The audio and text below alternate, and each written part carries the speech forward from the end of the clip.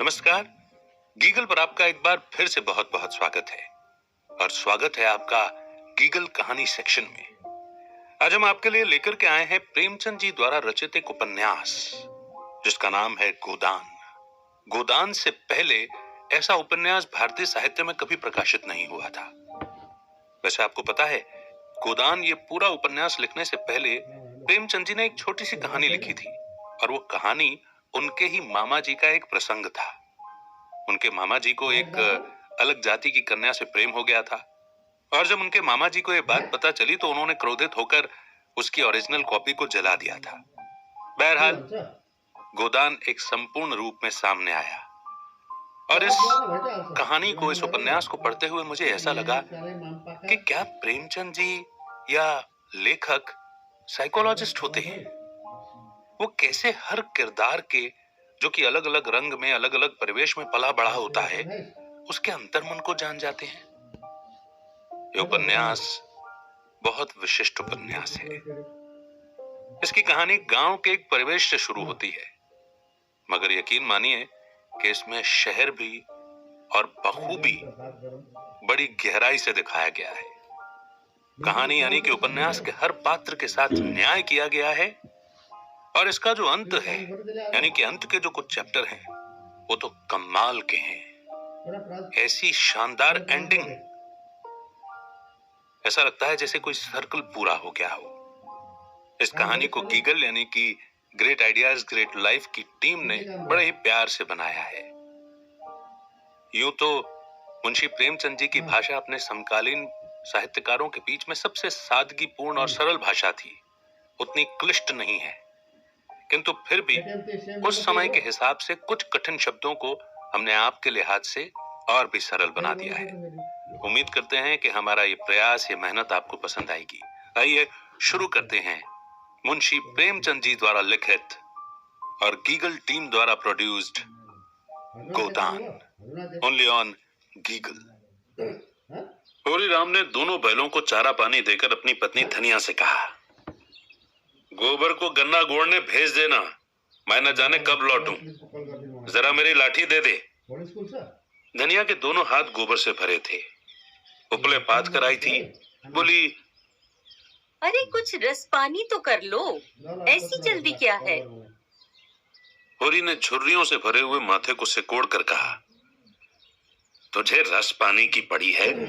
मुझे ये चिंता हो रही है कि देर हो गई तो मालिक से भेंट न होगी। स्नान पूजा करने लगेंगे तो घंटों बैठे बीत जाएगा। इसी से तो कहती हूँ कुछ जलपान कर लो, और आज ना जाओगे तो कौन सा हरज होगा। अभी तो परसों गए थे। अरे तू जो बात नहीं समझती उसमें टांग क्यों अड़ाती है भाई। मेरी लाठी दे दे और अपना काम देख। ये इसी मिलते जुलते रहने का प्रसाद है कि अब तक जान बची हुई है, नहीं तो कहीं पता न लगता कि किधर गए। गांव में इतने आदमी तो हैं, किस पर बेदखली नहीं आई, किस पर कुर्की नहीं आई।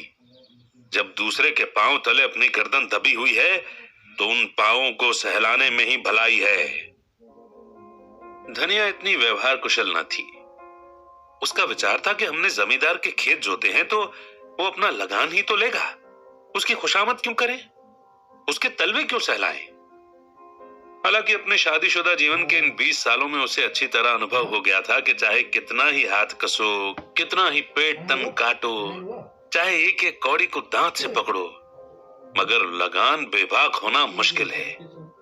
फिर भी वो हार न मानती थी और इस बात पर पति पत्नी में आए दिन संग्राम छिड़ा रहता था। उसके 6 बच्चों में से अब सिर्फ 3 जिंदा हैं।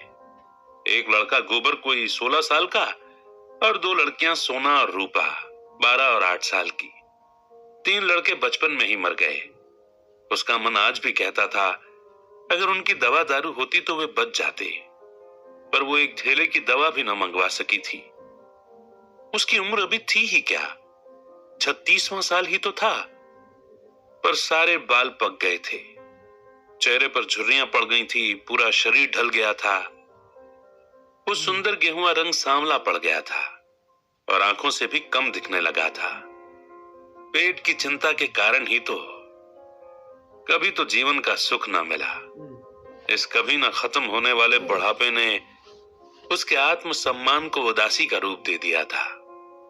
जिस गृहस्थी में पेट भरने को रोटियां भी ना मिले, उसके लिए इतनी खुशामद क्यों?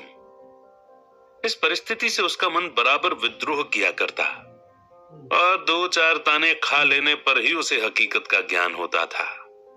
उसने हार कर होरी की लाठी, जैकेट, जूते, पगड़ी और तमाकू का बटुआ लाकर सामने पटक दिए। हीरा ने उसकी ओर आंखें तरेर कर कहा, क्या ससुराल जाना है जो पांचों कपड़े लाई है? अब ससुराल में भी तो कोई जवान साली सलहज नहीं बैठी है जिसे जाकर दिखाऊं? होरी के गहरे सांवरे पिचके हुए चेहरे पर मुस्कान की कोमल रेखा झलक पड़ी। धनिया ने शर्माते हुए कहा, ऐसे ही तो बड़े सजीले जवान हो कि साली सलजे तुम्हें देखकर रीझ जाएंगी। होरी ने फटी हुई जैकेट को बड़ी सावधानी से समेटकर खाट पर रखते हुए कहा, तो क्या तू समझती है मैं बूढ़ा हो गया? अरे अभी तो 40 भी नहीं हुए। मर्द 60 पर पाठे होते हैं। जाकर आईने में मुंह देखो।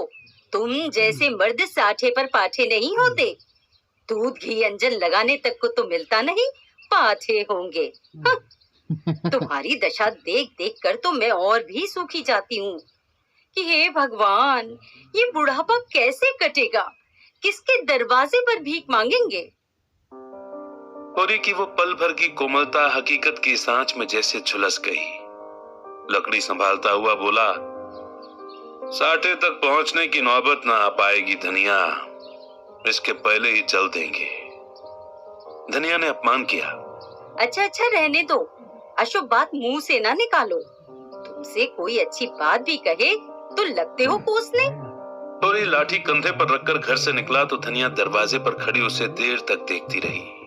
उसके निराशा भरे शब्दों से धनिया का चोट खाया हुआ दिल डर से सिहर उठा। वो जैसे अपने नारित्व के पूरे तप और व्रत से अपने पति को अभय दान दे रही थी। उसके मन में से जैसे आशीर्वादों का कंबल सा निकलकर होरी को अपने अंदर छिपाए लेता था। गरीबी के सतह सागर में उसका पति ही वो तिनका था जिसे पकड़े हुए वो सागर को पार कर रही थी। इन बेमेल शब्दों ने हकीकत के करीब होने पर भी मानो झटका देकर उसके हाथ से वो तिनके का सहारा छीन लेना चाहा। बिल्कुल हकीकत के पास होने के कारण ही उनमें इतनी दर्द भरी शक्ति आ गई थी। काना कहने से काने को जो दुख होता है वो क्या दो आंखों वाले आदमी को हो सकता है? यार 2024 में ना अपना हर एक सपना पूरा करूंगा। 2023 में तो साल पूरा ही निकल गया मगर कुछ कर नहीं पाया। मगर 2024 में अपने बिजनेस आइडियाज पर काम करूंगा, हेल्थ पर काम करूंगा, हर दिन पॉजिटिव रहूंगा। इस साल तो एग्जाम क्लियर करूंगा, वगैरह वगैरह। ऐसे ही न जाने कितने ख्याल इन दिनों आपके मन में चल रहे होंगे, है ना? नहीं तो चलने वाले होंगे। मगर हम सब ये जानते हैं कि फरवरी तक आते आते ये सारे रेजोल्यूशन